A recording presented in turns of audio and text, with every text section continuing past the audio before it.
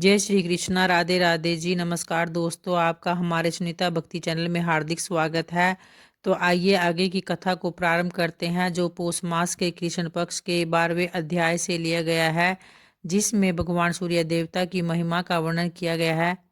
तो सांब ने कहा, हे देवर्षि, आपने सूर्य के शरीर की काट छांट का वृत्तांत संक्षेप में बताया है, अतः हे सुवर्त मैं उसे विस्तार पूर्वक सुनना चाहता हूँ। मुझे यह सब बतलाने की कृपा करे।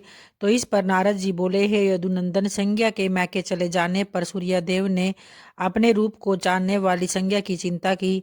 उन्होंने सोचा, संज्ञा पिता के घर चली गई है और इस यशस्विनी ने जो इतना बड़ा तप किया है, इसलिए इसका मनचाहा मनोरथ मैं पूरा करूंगा। तो इसी बीच में ब्रह्मा सूर्य देवता के पास पहुंचकर मीठी वाणी से सूर्य की प्रसन्न करने वाली बातें बोले कि हे सूर्य, देवताओं के बीच तुम आदिदेव हो, यह मैंने समझा है। तुम्हारे ससुर तुम्हें रूप संपन्न कर देंगे। सूर्य से इस प्रकार कहकर ब्रह्मा ने विश्वकर्मा से कहा, तुम मार्तंड के रूप को मनोहर बना दो। तब ब्रह्मा के आदेश व सूर्य को वंश पर चढ़ाकर विश्वकर्मा ने धीरे धीरे उनका रूप संपादित किया, और तब समस्त देवताओं के साथ ब्रह्मा ने वेद सम्मत नाना प्रकार की रहस्यात्मक स्तुतियों से सूर्य को प्रसन्न किया। तो आगे जगन्नाथ ने कहा, वर्षा घास और शीत देने वाले हे देवदेव, हे दिवाकर, तुम्हारा कल्याण हो, लोगों को शांति प्रदान करो। इसके बाद रुद्र और विष्णु ने भक्ति पूर्वक सूर्य की वंदना की। हे दिवसपते, हे देव, तुम्हारा कांटा छाट गया, तेज वृद्धि को प्राप्ति हो। इसके बाद खरादे जाते हुए उन सूर्य देवता की स्तुति इंद्र ने आकर की। हे देव, हे जगतपते, तुम्हारी निरंतर जय हो, जय हो। इसके पश्चात सातों ऋषि विश्वामित्र की आगे करके स्तुति स्वस्ति इस प्रकार कहते हुए विविध स्तुतियों के से वंदना करने लगे, और बाल खिल्यों ने वेदों में कही गई ऋचाओं से और आशी वचनों से सूर्य को प्रसन्न किया। हे नाथ, मोक्ष चाहने वाले के तुम मोक्ष हो, ध्यान चाहने वालों के लिए तुम सदैव ध्यान बिंदु हो।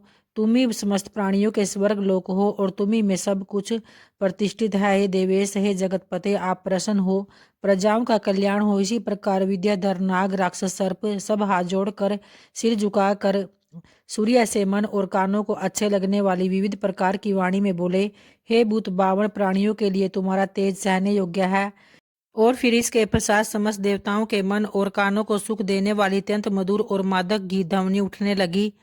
और फिर एक तारा, वीणा, वेणु, दुर्दर, नगाड़े, ढोल, मृदंग, ताशा, देव दुदुम्बी, शंख सैकड़ों और हजारों की संख्याओं में बजने लगे।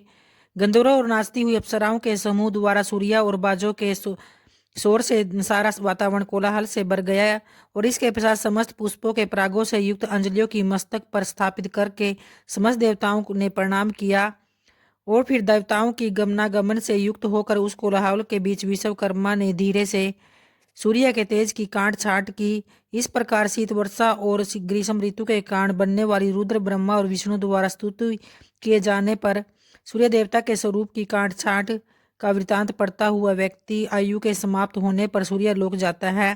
तो इस प्रकार से पौष मास कथा महात्म्य का 12वां अध्याय यहीं समाप्त होता है। तो प्रेम से बोलिए भगवान श्री हरि की जय। और आइए अब सूर्य देवता भगवान की आरती का श्रवण करेंगे।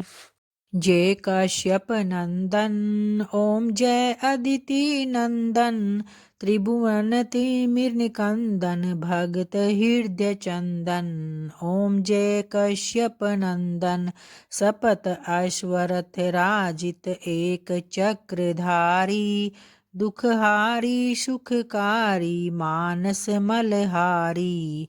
ओम जय कश्यप नंदन, सुर मुनि भूसुर वंदित, विमल विभवशाली, अग दल दलन दिवाकर, दिव्य किरण माली।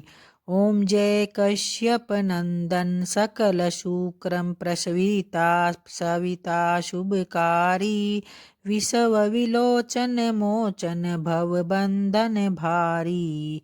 ओम जय कश्यप नंदन, कमल समूह विकासक, नासक त्रैतापा, सेवत सहज हरत, अति मन सिज संतापा।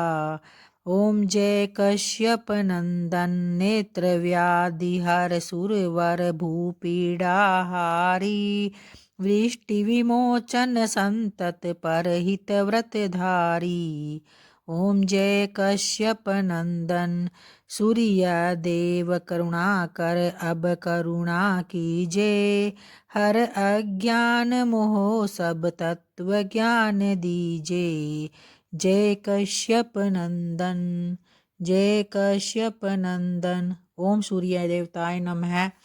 तो उम्मीद करती हूँ दोस्तों आपको वीडियो की कथा ज़रूर पसंद आती होगी। अगर आती है तो वीडियो को लाइक और जो चैनल पे पहली बार आए हैं चैनल को सब्सक्राइब करना ना भूलें, ताकि इस तरह की वीडियो और कथाएं मैं आगे भी आप लोगों के लिए लेकर आती रहूँ।